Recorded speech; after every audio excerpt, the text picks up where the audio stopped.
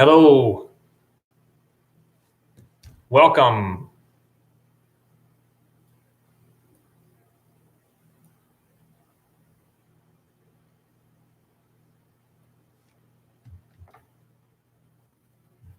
Welcome. Your home, your family, what you're doing at home and with your children, with your jobs. This is a Q&A session where we can go over questions that you submit. So I'm your host, Caleb Becker, and I'm just excited to be able to do this. I've never done this before.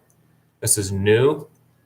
I just recently set up an online group called Achieve 10. And with this here new group, I am hoping to be able to bring people together and that we can do something together that will make a difference. Right? Just waiting for a few more people to show up. And we will get started.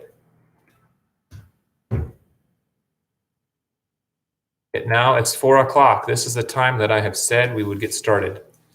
So any participants that are jumping on and that are trying to log in, just welcome here. Again, I'm Caleb Becker, your host, and recently have set up a online community called Achieve 10.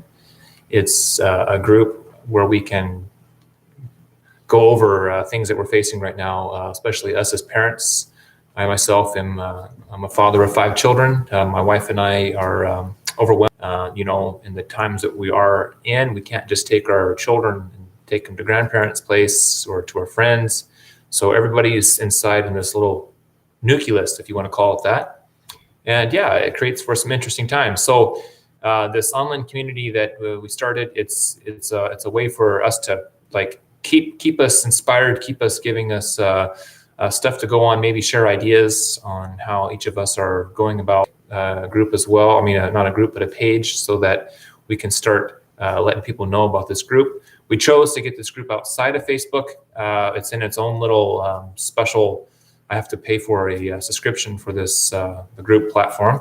But I felt like that was the best way to go about setting up a group. It's a way that we can kind of keep everything internal. So anyways, I see there's just probably one person is attending, and that's just fine. I'm going to some questions. How many of you have children? If so, how many? How many of you have lost your jobs? How many of you are working from home? Are you homeschooling because schools are closed? Those are some of the questions that I'm wanting to ask, and I'm wanting some feedback on that. If there's one participant that's out there now that's watching, great. Just glad you and I can chat about this if you want. Just type in your question there on the bottom right-hand corner of the screen, and or actually for you, it's on your right-hand side, probably more towards the top of your screen, and ask a question. We can go over this. And also, hopefully you can hear me. Let me know if you can't.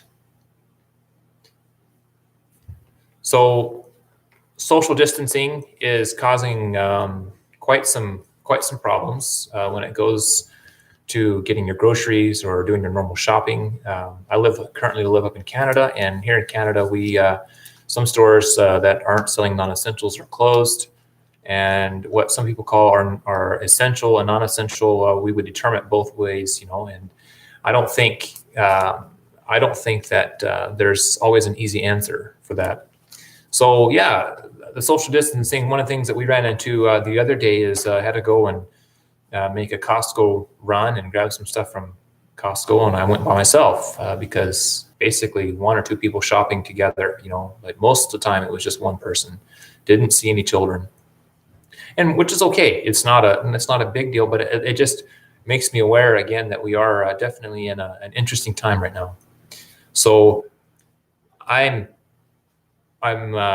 with our family, we're doing homeschooling right now. We brought all their books home, and my wife is brave enough to handle this task. We have 2 young children that aren't in school, and we have 3 older ones that are, grade 5 and a grade 3 and a grade 1.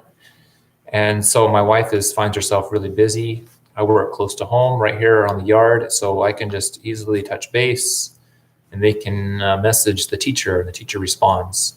So which it works out well, but it's still overwhelming, and that's one thing that some people, I don't know how it is you deal with your overwhelming, but for us, we find that we have to like step back once in a while, and we have to embrace the moment and say, hey, you know what, we're all healthy, we're all well, the children are happy, and life is good. If the house is a little bit messy right now, that's okay. If we have to step over some toys to get across from one room to the next, that's all right. But when it comes time, let's clean things up and let's get this house back in order. So yeah, so we find it challenging mentally right now for us. But I just want to open this up for anybody who wants to type in a question, ask something that they're dealing with. Maybe they even have a solution of something that you've done, that you found a way that works for you. With the homeschooling, one thing that we find too is just to keep everybody motivated. The children, they're always home, always around. For them to go to sleep, wake up, and have to stay at home again and be inside our house to do their schoolwork, it takes a lot of motivation to keep that alive. And I don't know, we don't always find the right ways to do it, but one thing that we like to do is we like to keep a structure in place. So we go to bed at a certain time, we wake up at a certain time. Our older children have jobs to do. We make sure that their jobs are done, like setting the table and it's done. The dishes also get finished. Again, the table is cleared, wiped away, and then the children can start their school. So for us, they're starting school between 8:30 and 9, and they're getting themselves going and motivated. And we like to see that they're taking that initiative, but it's also challenging to just kind of keep steering them in that direction. But it's working, and I think that structure has worked. When you get overloaded with everything in the day, what do you do mentally? Like, how do you all of a sudden, like for my wife, she finds it difficult whenever it comes time to have another meal. So all of us really helped was that we every Monday morning we get up, make sure it's early enough, and both of us get the coffee started. We come down and we have coffee, and we have a little list, and with this list we are going over the meal plan for the week. Family, especially right now during isolation. So welcome here. But anyways, we have this meal plan that we make out for the whole week. So this particular week, for this particular time, Monday, Tuesday, Wednesday, Thursday, Friday, we just go up to Friday at this point. What are we having for supper? And right now, we just get the suppers figured out. We don't do the breakfasts, and we don't do the lunches. We just do supper, because it seemed like when we did a whole meal plan, like breakfast and dinner and supper, it made it too complicated. So we just said, okay, let's just do supper for now. So we've got suppers are written out. And that has been a huge help to Cheryl. She has found it to be extremely helpful to be able to look on the fridge, see that list. Tonight we're having chicken. So she knows when breakfast is over with, she's looking at that list and she grabs up chicken for the day or the night before or whatever it is, so that can start thawing. And that pressure of supper has helped her to not be overloaded, and it has made it easier for her. So just like little things like that right now really help. And like I said, you don't want to make it too complicated. For us to sit down and try to figure out what we're having for breakfast and for dinner and for supper, and then not only what we're having for main course, what we're having for side dishes, if you did all that, you're going to be overloaded, and it's going to take too long to get this list. This list needs to be done, as far as we're concerned, needs to be done in 5 or 10 minutes or less. You just sit down, what do we have in the freezer? What do we have leftovers? And we just go over and we put it together and we make it simple. So like, for instance, this one night we were going to have chicken. Okay, I just use chicken. Okay, what do I have on hand for recipes, ingredients, so I can make a certain recipe? And she's starting to think that way. And what she does is she looks in and she sees she has certain ingredients, and then she makes it together. And anyways, supper's made is what I'm trying to get at. And it's made kind of on the spur of the moment, but then yet with a plan. And then what she also does is she makes enough for supper so that there's leftovers for lunch. So it makes for great school lunches, right? So children are doing their schoolwork and lunchtime comes around, pretty well, we're going to have what we had for supper the night before. And it works out great. It's all fine. Another thing we need to do to structure the day is, I mentioned about jobs, and for our family with our children, we have certain jobs that they do, and we just see to it that those jobs get finished. We know all that. It's just, you have to keep going. That's just all there is to it, and keep them moving. And another thing is, us as mom and dads, we have to stay connected. Of any time of our married life, right now during this, what I call it, pandemic, I guess is what I see in the news. We have to stay connected. I have to check in on her. She has to check in on me. How are you feeling? How are you doing? And if I start sensing that she's getting overwhelmed, well, I need to step in somehow and kind of pull her away from the things that we do to break up the monotony. We go on walks, just the family having out walks. Sometimes we'll get in the car and we'll just start driving around. I'll call up a friend and say, hey, are you home? If so, we're going to pop in on your yard here and we'll talk to you from the windows. So I roll the windows down and we're just chatting away with our friends, make sure we're maintaining our 6-foot distance. We find new recipes to make some kind of an Asian dish or some kind of an India dish or whatever. We just try to find something new to kind of generate some more freedom here. We try to make some desserts, maybe some bars, cookies, cakes. I'm not really, but Cheryl is. She's doing that. All of a sudden, comes time to play a game. Like maybe just before supper, for myself as a father, pull the children out of the house. Hey, let's go outside. Let's kick a ball around. Let's go on the swings. Let's have a couple races around the yard. Let's just kind of like get our blood flow going. The other day, they came into the workshop, the children did, and kind of for recess, and we played a game. It was called what was it, red light, green light, or something like that. Anyways, really helps keep things motivated, and I just encourage you to do that. Just get out there, work with the children that way, work with your family. What about your work? Working from home.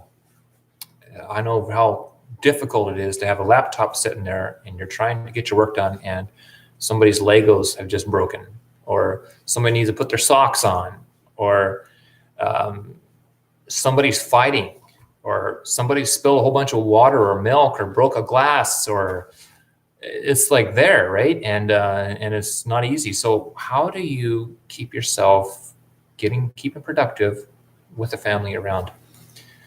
Well, I'm going to speak to those of you that are married and that you have a working relationship between you and your wife.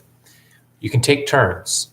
And what I mean by that is, hey, I can tell Cheryl, hey, for 2 hours here now, I need to be messaging people and I need to be getting this passed off to my colleague.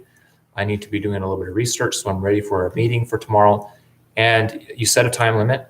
2 hours, this is what you do. She knows how long you're going to be at it. You know how long you're going to be at it. 2 hours are up. Now it's back into the family again. And maybe if I'm still messaging and still doing some of my work, but at least I know that I'm not, I don't have to be stuck to my work now. Now, if the children need me, I can kind of get up and move around and help them. So that's kind of a little bit. If you're an early riser, highly encourage you to get up early. Get up early, like 5:30. That's not too early as far as I'm concerned. Get up. Get an hour or two in of, well, first of all, get your morning routine in. But once you got your morning, if you do exercises or you do devotions or whatever you do, get up, get yourself started for the day, and then get about an hour or two of work in before the children get up, have breakfast with them, help them throughout their morning, get them started for the school day, and then go do some more of your work and take a break from it, be with family again, go do some more of your work or the family. But you're going to have to compromise on your time, and it'll work. It does work. We find that it does work. This is kind of it. I was hoping to get some more questions brought into the chat, which I'm not getting any. So I could keep talking on here, but I'd like you to know that I have a group that I started. I would like you to check it out. I'm going to send a link here into the chat box. Please check this out. I would like to have as many parents who have children at home to be a part of this group. This is it's called Achieve 10. Okay, I'll put the link here again. It's called Achieve 10. Check it out. Definitely come there. It's not in Facebook. This group is outside of Facebook. It's its own platform, but I'm dedicated, and the other hosts that are part of this group are dedicated. We're bringing in resources, we're bringing in information, and we're paying people to help us make sure that the content that we're putting into this group is valid, it's worthwhile, and so it's a worthwhile place to be. And I just encourage you, if you know somebody who could be of help, if this could help somebody, definitely pass on this link to them. We'd be glad to have like I said, any parents that are at home with their children, that are working from home, that are trying to achieve their goals, definitely come apart and be of this group. Here's a little tidbit I'm going to add in to the chat as a closing statement. Don't allow circumstances to blind you to the richness of life all around you. There are two bluebird families making nest outside of my window this morning. This is something that was wrote earlier.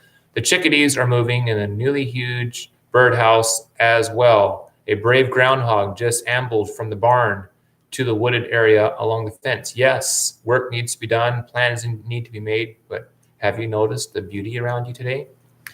Let's stop and take a breather of the beauty that is around, and the people that we see, and the places that we have gone, and just take that and appreciate it. So again, like I said, my name is Caleb Becker. For anybody that has taken part into this stream, that have listened, I'm glad that you've been here. I'm going to do this again sometime, probably next week, probably Saturday. I'm not sure. This is new. I haven't really ever done this before.